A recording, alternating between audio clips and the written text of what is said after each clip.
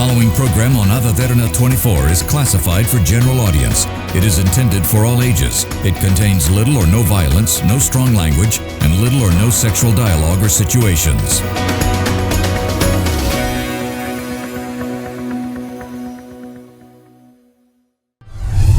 Tonight, we discuss the laws that are administered by the central bank and the laws that regulate it.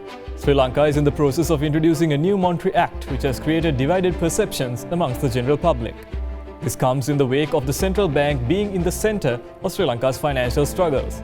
Is the reason for the current economic situation a lack of a proper governing structure for the central bank?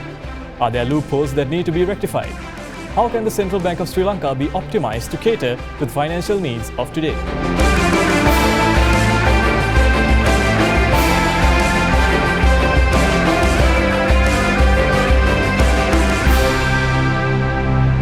Very good evening to all of our viewers. You are joining us on Law, Land and Liberty. We are keeping with the promise of bringing in a contemporary legal topic and breaking it down for our viewers. Tonight's discussion is going to be on the central bank, the laws that regulate the central bank and what the central bank is in charge of. An aspect that has become almost central in today's discussion and was central in the discussions that were happening in the past few months, particularly with regards to the economic crisis within our country. And in order to get a proper breakdown of this, we have with us a very special individual and official from the bank itself, Assistant Governor and Chief Compliance Officer of the Central Bank, Mr. Sri Lanka. Thank you so much, sir, for joining us on our program today. A lot of important things that we need to discuss with you and to really get a breakdown. He was also the former Director of Legal Affairs at the bank. A pretty holistic picture that we can get from our guest today. As usual, we'll give our viewers a small breakdown, and given the vastness of the topic that we are dealing with, we'll go in for three specific segments talking about firstly the role of the central bank as laymen have understood and what are the areas that laymen haven't understood, the specific issues that the central bank deals with. Secondly, we'll talk about this Sri Lanka's Monetary Act, which we have been told there is a new act that is going to come into play. We are going to talk a bit about what's there present and what will be the provisions that will change in the future. And finally, we are going to talk a bit about the reformation aspect, which will go hand in hand with our second segment also with regards to the conversation we're having with the IMF. So a lot of important things. Stay with us. Hello, my name is Binit Senivaratna and I am an engineering student. My question is on the role of the central bank. What are the statutory provisions for the mandate of central bank activities? All right, let's get into the discussion directly. Once again, thank you so much, Assistant Governor and Chief Compliance Officer of the Central Bank, Mr. Sri Lanka, for joining us. I want to give you some time to enter the topic with an area that you believe should be explained to the layman. Now, it is quite easy for anyone watching to understand that a huge responsibility has been put on the entire institution and the office that you bear as well. Within our discussion, let's try to unravel and really piece together, firstly, what the role of the central bank is, because we saw a number of conversations happening in the media, but they really didn't understand what this institution is supposed to do, what exactly is the purview, what exactly is the scope of activities that the central bank is part of. Now, it's a vast topic, but if you can just narrow it down for the layman about what the general functions are, I think we can develop on that. Thank you, Danidu. I think as you very correctly observed that there are a lot of things that people are aware of the central bank, but there are a lot of things that are unknown to the general public. So if you look at the institution first, this is a national institution called Central Bank of Sri Lanka, established in 1950. Now, it would be a very good observation if you can see that several other national institutions like say Sri Lanka Army, Navy, Sri Lanka Air Force, and things like that. Those institutions also have been established during the same time, right, in 1949, 50, 51 period. The significance here is that all these institutions, as well as the Central Bank of Sri Lanka, these were established just after Sri Lanka gaining independence from the British Empire. Right. The then government, especially the finance minister, Mr. Jayajayawardena, thought of establishing what is presently known as the central bank in Sri Lanka and sought assistance from the Federal Reserve System. Okay.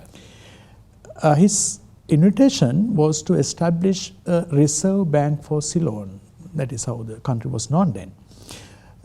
For this purpose, the Federal Reserve System sent us a capable officer called John Exter, who subsequently became the central bank's first governor as well. Okay. And he was instrumental in preparing a report on the establishment of a central bank for the country. And the enactment of the Monetary Law Act number 58 of 1949 was also consequential to that report. Now, in this exercise, although Exter was invited to establish a reserve bank for Ceylon, he observed that there was a need to establish a monetary system for this newly independent state. Yeah. And having that in mind, he prepared a very detailed report and established this institution in 1950 with a very unique structure as an autonomous body, which is not a government institution as such, with a very clear mandate. Yeah. This mandate was kind of a mixed mandate if you look at that from today's perspective, where as in the case of any other monetary authority, this was given the responsibility with regard to conduct of monetary policy, price stability related responsibilities, as well as a lot of other development oriented objectives were given. Now, this was subsequently in 1990s and later on seen as some sort of a conflict where the central bank is playing the role of a referee as well as the player. Yeah. So central bank mandate was refined in 2002. With the refined mandate, we are now having two specific common twin core objectives. Okay. These objectives are to ensure economic and price stability and to ensure financial system stability. Okay. These are the statutory objectives of the central bank as given in the Monetary Law Act as amended. But I would say in addition to that, there are a lot of other statutory responsibilities vested on the central bank by way of different statutes enacted by the parliament, and therefore central bank performs different activities in a very wide range of areas. One particular observation would be whatever the larger mandate that has been given to central bank from time to time, the central bank remains to be a traditional central bank in one sense. It is the banker to the banks, it is the banker to the government, it goes on as the fiscal advisor to the government as well. Central bank does certain functions as agent of the government of Sri Lanka, and there are a lot of things like that. Now, once again, we sometimes see that these mandates again would override, sometimes conflict with each other and things like that.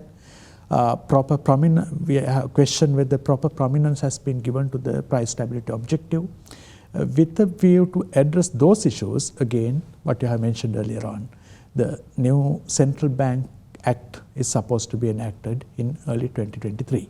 Right. This is a very general overview of the central bank powers. Right. Assistant Governor, now I think you sort of created the platform where I want to ask some multiple questions about the institution first.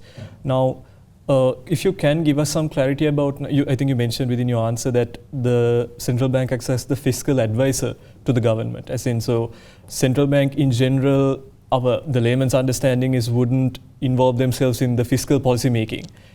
Primarily it's about monetary and financial issues. What is the role there, if you can just give us an elaboration? Is it primarily an advisor, or how does the advisory role comes? That's the fiscal agent role. Okay. If I use the word advisor, it's not the correct thing. It's a fiscal agent role, where the government, central bank would handle finances on behalf of the government, not the fiscal advisor. As you very correctly mentioned, monetary policy and fiscal policy are two different things, where the monetary policy is the mandate of the central bank, and fiscal policy conduct is the mandate of the finance minister of a country. Right. No, that makes sense then. If we can move into a few provisions of the central bank now, one would understand when it comes to the monetary policy, let's just talk about that for a while. If you can give a bit of a briefing about what is included within the monetary policy, because I think the conversation about taxes has really paved the way to the fiscal discussion very much within society nowadays. So we'll just leave that aside, given that there's a political angle to it also. What is included within the monetary policy? Now, one conversation is about the interest rates, and that the central bank has a leading role in precisely mentioning what the interest rates would be. And it creates another ripple effect to the businesses and SMEs, because most of them function on loans.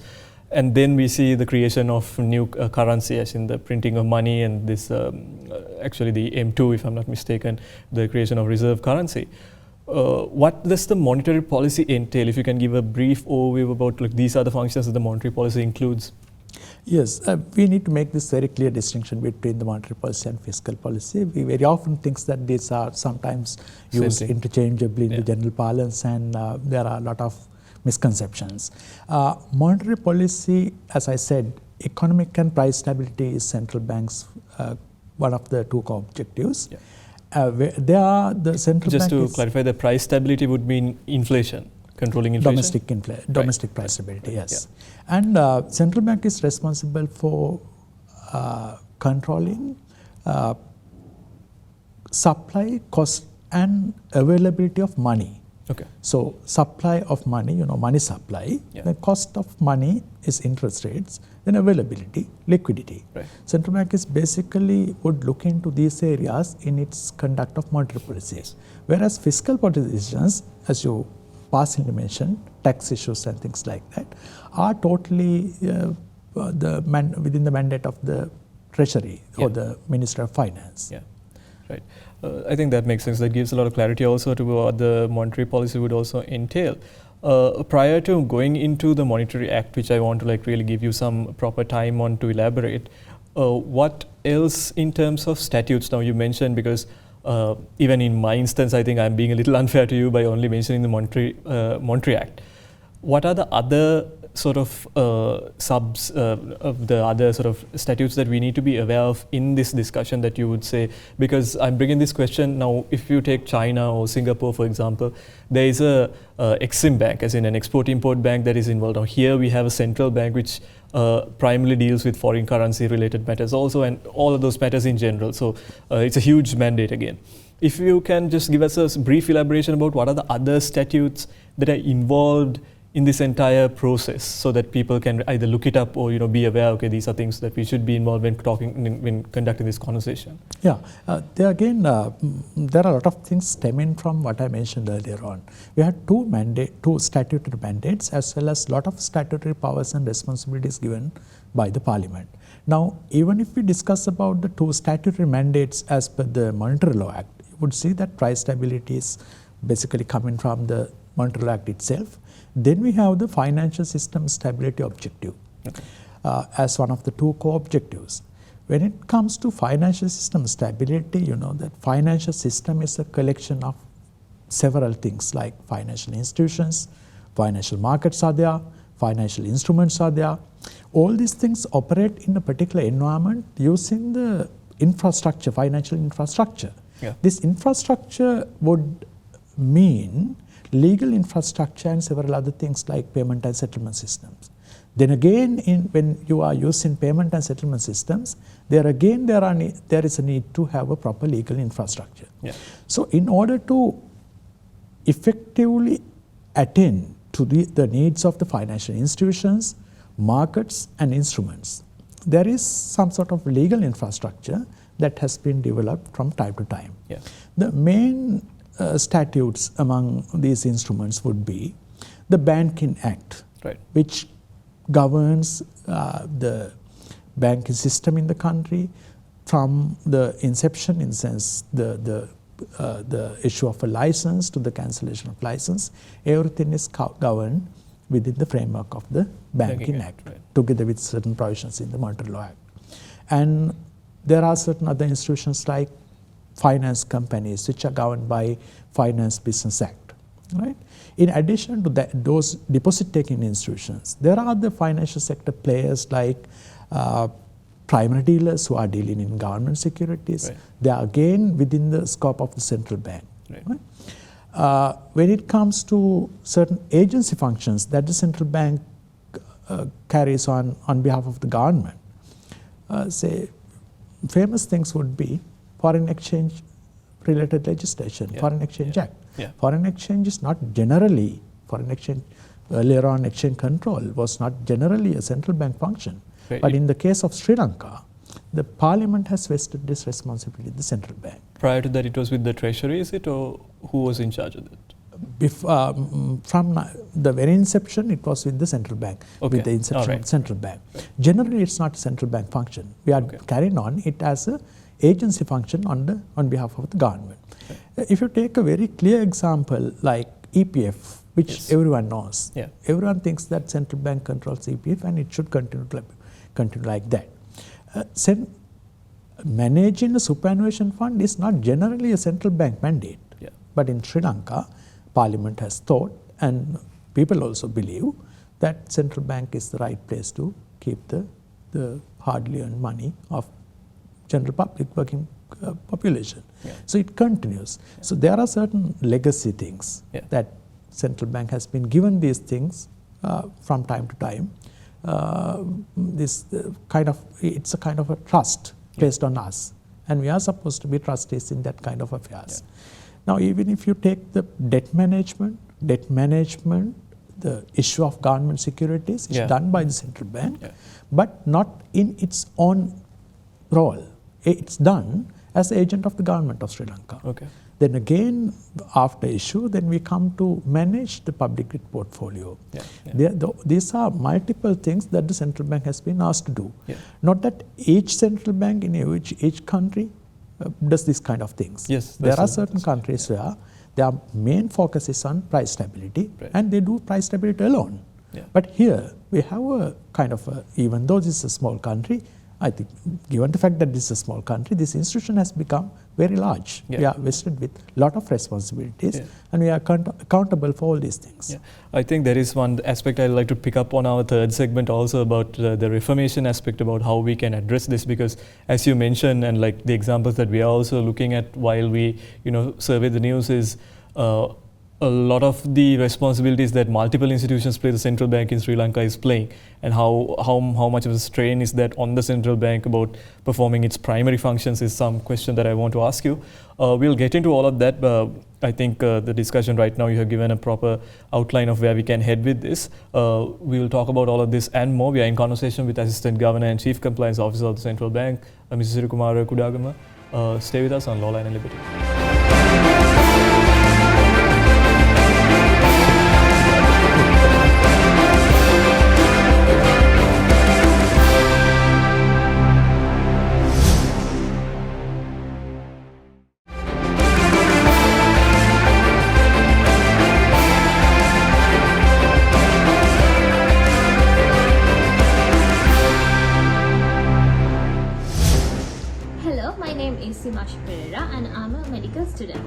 My question is on the Monetary Act of Sri Lanka.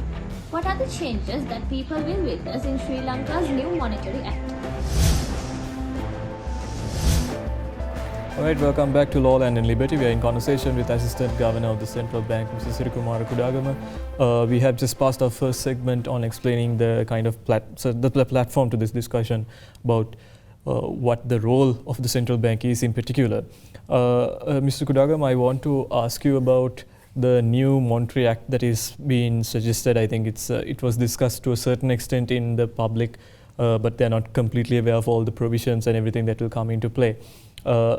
Many wouldn't be aware of the past act as well.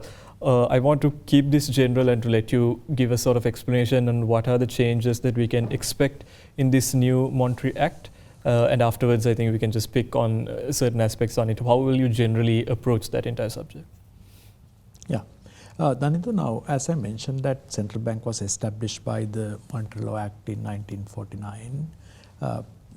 And there are a lot of things that are being done under the Monetary Law Act. And also I mentioned that there are a lot of functions that the central bank is performing, which may not be directly central bank as such, but we are supposed to do them because of the statutory responsibilities.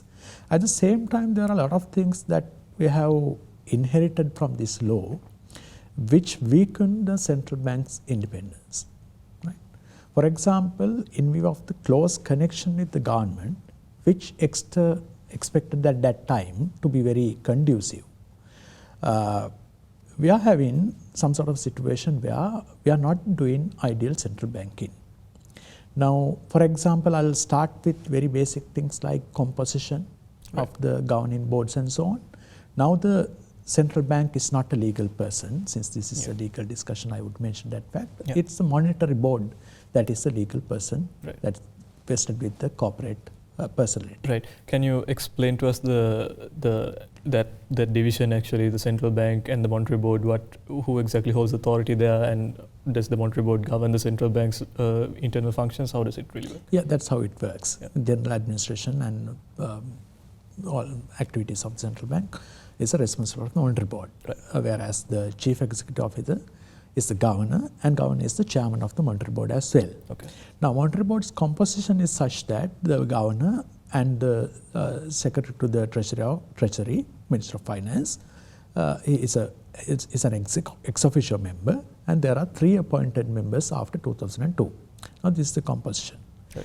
Now, the presence of the secretary to the treasury or Minister of Finance was supposed to be conducive thing in the report prepared by John Exter, because it was supposed to kind of promote some sort of cooperation or committee between these 2 agencies which are doing monetary policy and fiscal policy respectively. Right, the parliament and the central bank, that is. Minister of Finance and the central bank. Okay. And what we have observed from over a period of time is that unlike in the system where there were permanent secretaries to the ministries, the present system that we are having is different. Okay. So the presence of the Secretary of the Treasury on the monetary board is supposed to be jeopardizing the independence of the central bank, as far as the goals of the central bank is concerned, as well as the instruments are concerned. Okay.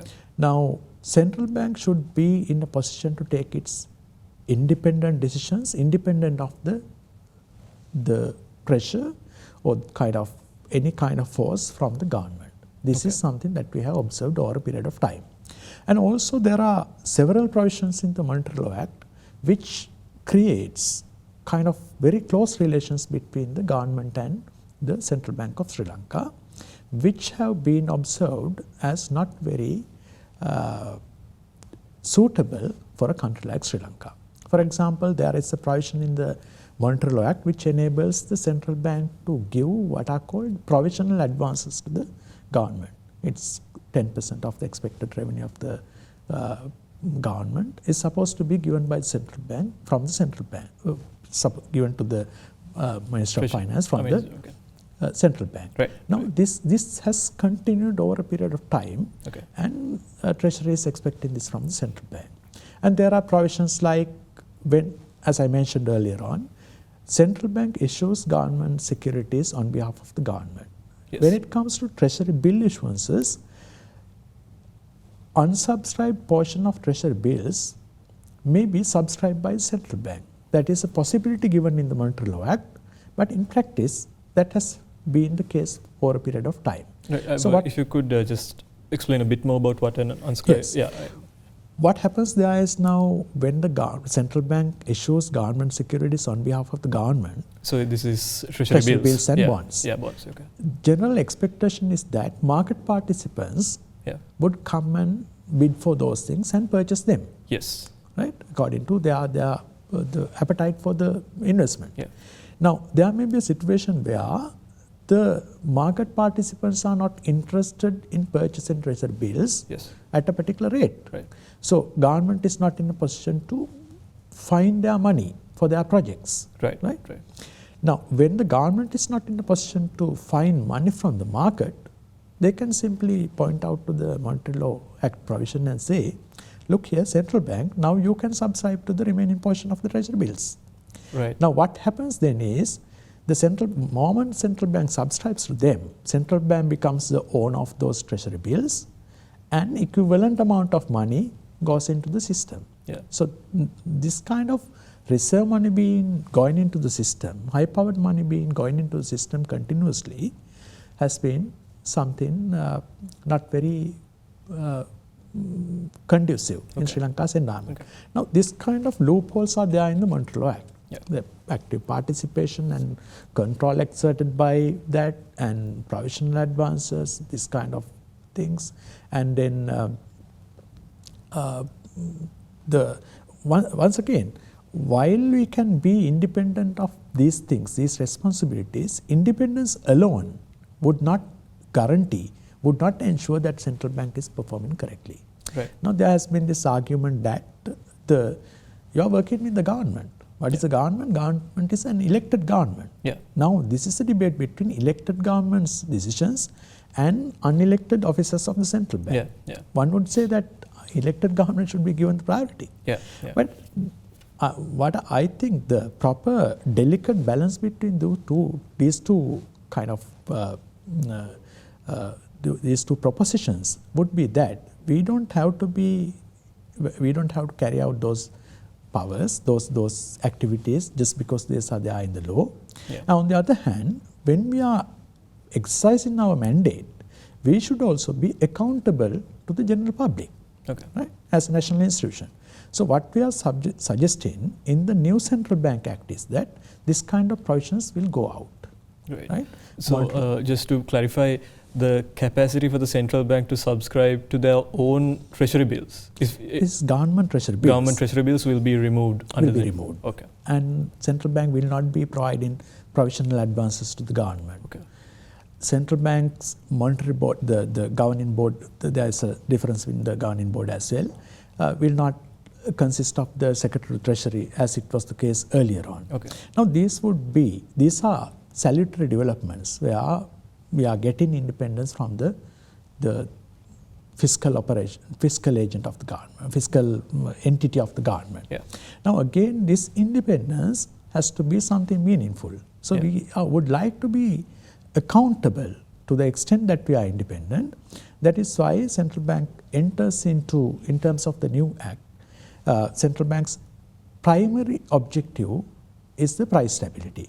Not economic and price stability as earlier, it's a price stability.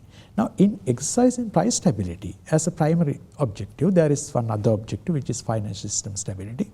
We have the primary objective which is the price stability. Price stability. Now, we can focus on that. While we are focusing on that, if we are having that kind of by-roads to provide finances to government, to subscribe to their government securities and things like that, that would certainly impede the central bank's independence and affect the country as well.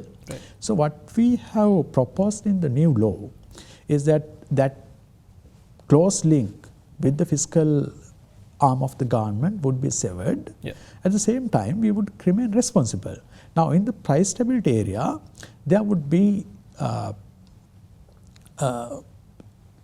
flexible inflation targeting regime, where the inflation targets will be agreed upon with the government by the central bank. There would be an inflation targeting agreement. Now, when the central bank is vested with a lot of responsibilities related to fiscal activities of government, it is very likely that the central bank's independence would be affected by that. Therefore, what we propose is that while that link is severed, the participation of the Secretary of Treasury in the Monetary Board, as well as certain the by-roads in which central bank is compelled to give fiscal assistance to the government, this would kind of promote dominance of fiscal activity over the monetary policy conducted by the central bank. Now, while severing that link, we would suggest that with regard to the inflation targeting, there is an inflation targeting agreement that the government would enter into with the central bank. Central bank has to carry out that and perform and show the results.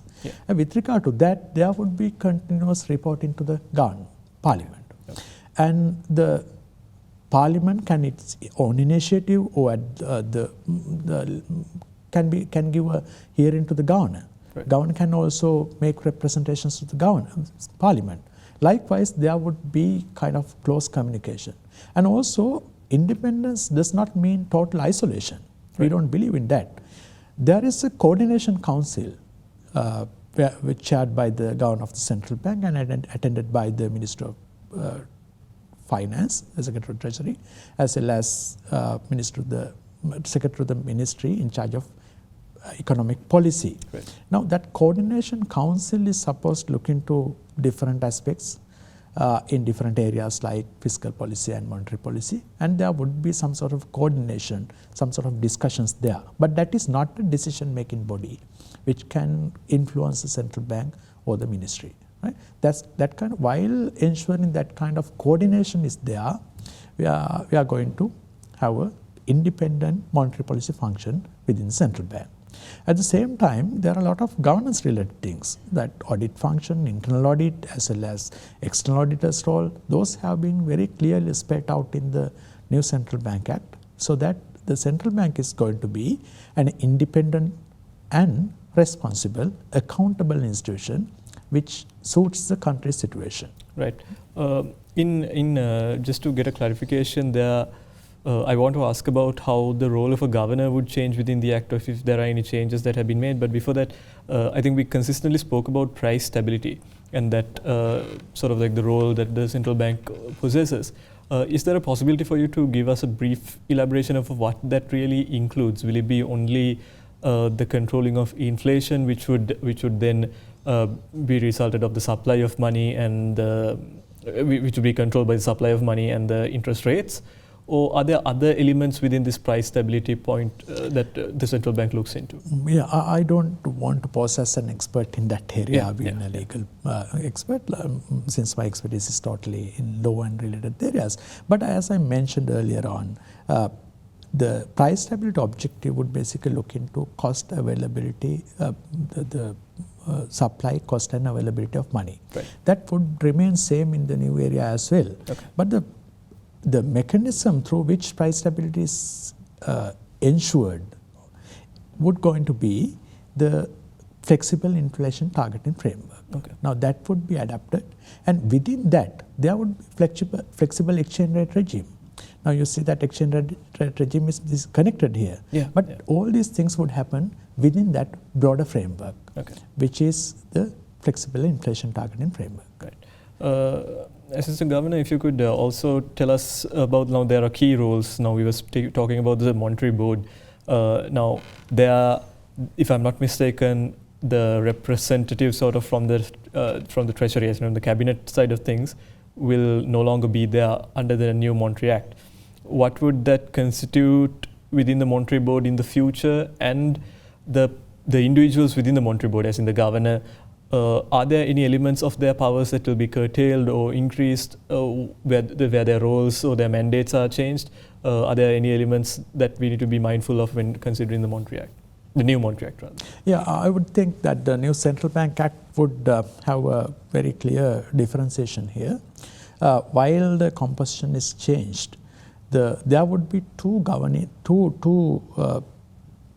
bodies within the central bank. Yeah. One is the governing board and the other one is the monetary policy board, in place of the present monetary board, which is responsible for monetary policy as well as general administration issues. Yeah.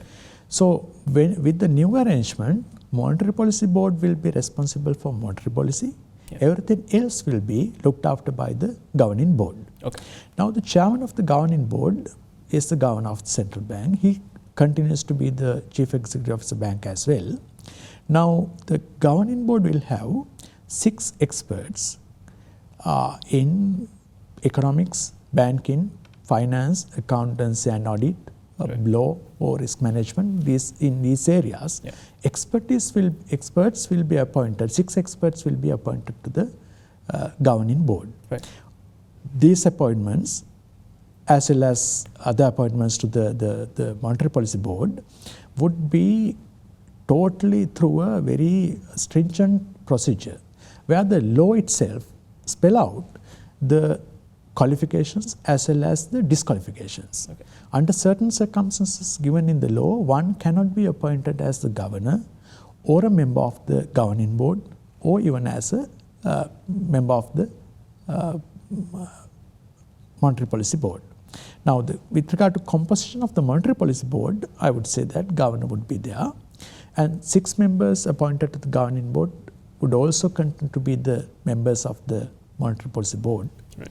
In addition to that, 2 experts in economics and finance, economics of finance, would be appointed to the Monetary Policy Board, and 2 deputy governors of the central bank, one in charge of monetary policy and one in charge of financial system stability, would be members of the Monetary Policy Board. Right. Now, these 11 members continue to be the Monetary Policy Board, which would meet at least once a quarter and take decisions in respect of monetary policy area. On the other hand, governing board is carrying on all the other policy activities other than monetary policy.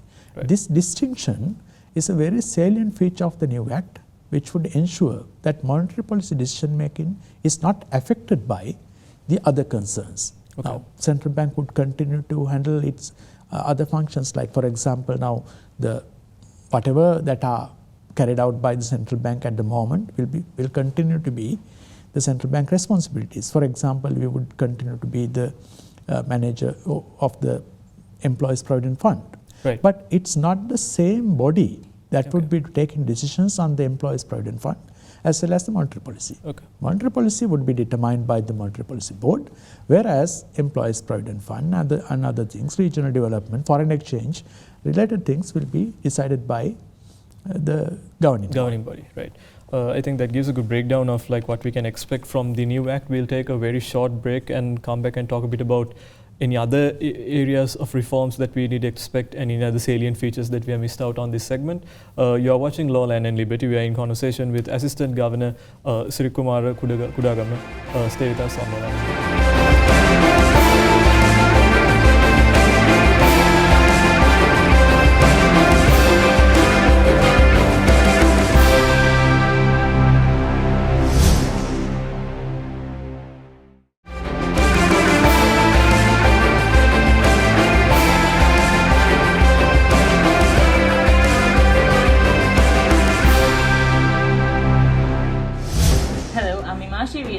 And I am a biomedical science student. My question is on reforms. How should the laws that govern the power of the central bank be reformed? Right, welcome back to Law, Land and Liberty. We are in conversation with Assistant Governor and Chief Compliance Officer of the Central Bank, Mr. Sri Kudagama. Sri Kumara, I think a very comprehensive understanding of what we can expect within the new act. Here within this segment, we want to particularly focus on reforms, things like remedies, and I also want to talk about the maybe not the punitive aspect, but we see that the central bank also plays the role of policing certain issues where they control not only what comes in and out goes in and out of the country in terms of currency, in terms of the monetary aspect, but also the roles of banks and what banks are doing, what their behavior is, particularly within a country, because that responsibility also falls onto the central bank. If you can just let me know if within the new act, if there are any changes for these sort of measures, for this sort of mandate that has been given to the central bank, and also why there was an initial requirement for the central bank to get into those fields in the first place. Yes, I think you can put the question on 2 different areas and connect it to the Central Banking Act. Central Banking Act will continue to, all the other statutes that have been administered by the central bank will be administered by the central bank even under the Central Bank Act. Right. While going so, by Central Bank Act, we are talking about the Monetary Act. Monetary Act. It's called Central Bank Act now. Right. Okay. And in that environment, I'll take 2 segments of your question. The second one first. Yeah. Why central bank is regulating financial institutions and so on. Yeah. Now you would see, Danidu, that basically these institutions that we are talking about, most of them, banks and non-bank financial institutions like finance companies, these are kind of handling depositors' money. Yeah. Basically, they are working with other people's money. Whereas if you look at any other business, owners, equity holders would put their money and run a business. As a basic investor. Investors. Yeah. Businesses may thrive or sometimes fail. But when you look at a financial institution, a deposit-taking institution, compared to what has been contributed by the equity holders, investors, the amount of money contributed by depositors would be huge. Yeah. It may be some 10, 15, 20 times of the capital contributed by the shareholders. So there should be, the shareholders has a mechanism to control the entity. They appoint directors attend board meetings and so on. They take decisions and they run the business. If they fail in their business, the equity holders, shareholders need to suffer that loss because it is their representatives that are governing the institution. But what is the position with regard to shareholders? They don't have representation in the management of the entity. So there should be someone come in and looking after their interests as well. The shareholder interest, Depositors interest, which is the large majority of the fund owners of the institutions. So that is why the central bank is doing that role. And again, now this business of a bank is a very sensitive, very fragile business because you are collecting money from depositors. Large amount of money is collected from depositors compared to what has been contributed by the shareholders. Large amount has come from depositors. Depositors will keep this money with banking institutions and they will come and ask for their money. If they want money, if they feel that the deposit is not safe, they will come and ask for money. Whereas the banks will keep that kind of monies in other investments, like they may have given very long-term loans.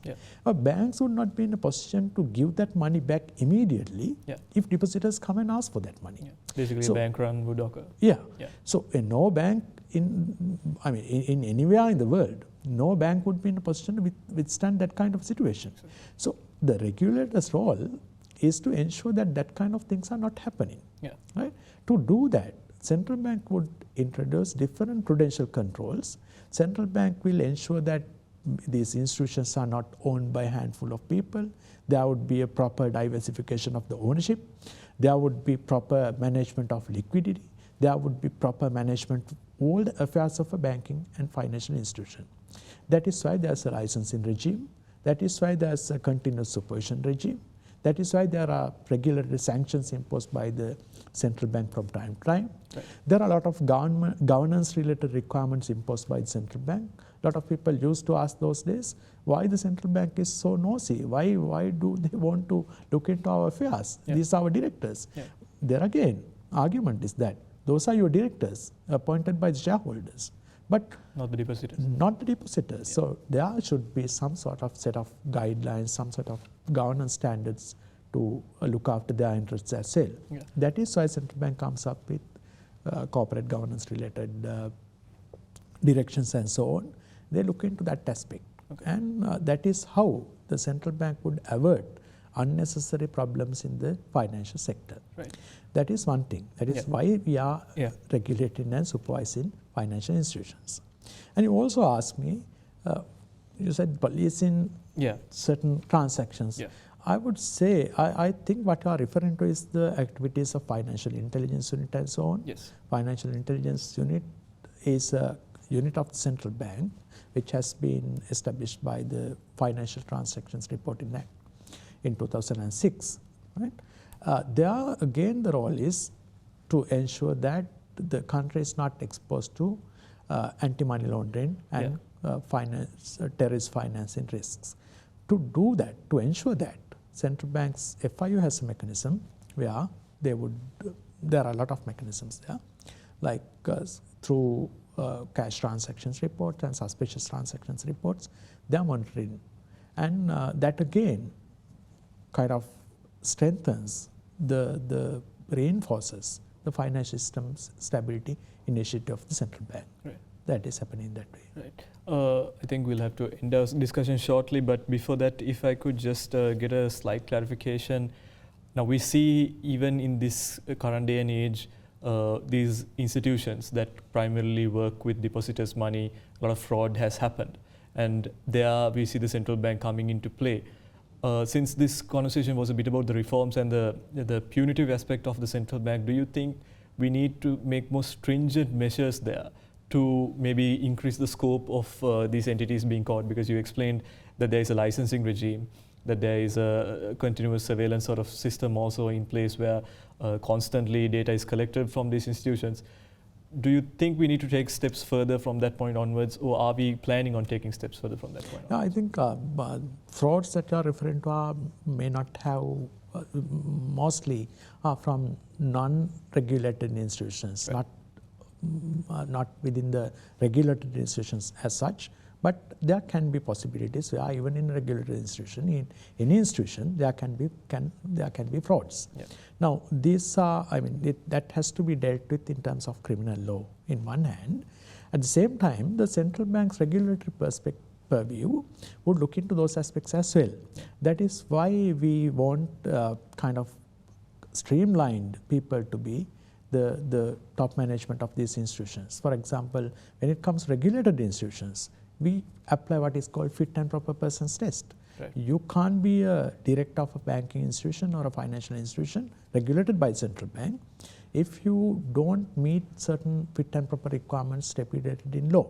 Right. Now, these are the preventive measures central bank would be introducing, prudential kind of measures. But while all these things are in place, if something goes wrong, if something commits a fraud, that has to be attended separately.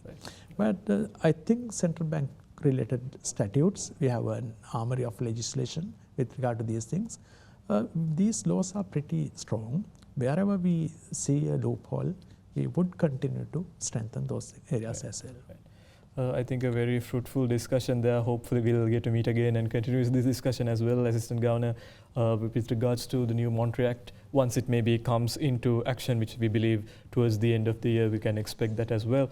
I'd like to thank you for spending time with us and really explaining all of this for our laymen. I know it was a very important discussion to have in today's day and age. Assistant Governor and Chief Compliance Officer of the Central Bank, Mr. Sri Kudagama, and the former Director of Legal Affairs at the Central Bank. Thank you so much for your time, sir. Thank you. Thank you. All right. The Monetary Authority of Singapore acts as the equivalent of the central bank. Ravi Menon, the managing director of the authority, once shared these thoughts, which become quite important to the financial sector in Sri Lanka as well. It is neither realistic nor desirable to expect the Monetary Authority of Singapore to police every single transaction or activity in our financial markets. The responsibility lies with every financial institution to instill high standards of risk management and proper conduct at all levels. That is all from us here at Law, Land and Liberty. If you had missed today's program, you can rewatch the entire episode on our YouTube channel, youtube.com/Derana English. I'm Daniel Tanwasa. Have a great night.